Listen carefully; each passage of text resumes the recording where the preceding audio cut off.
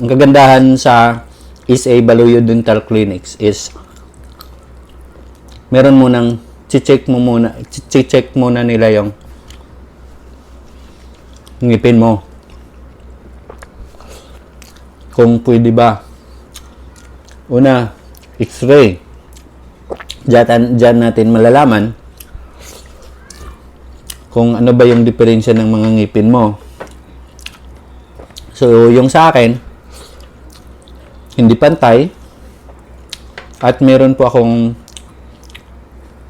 kailangan ng kunin na ngipin. Ito ang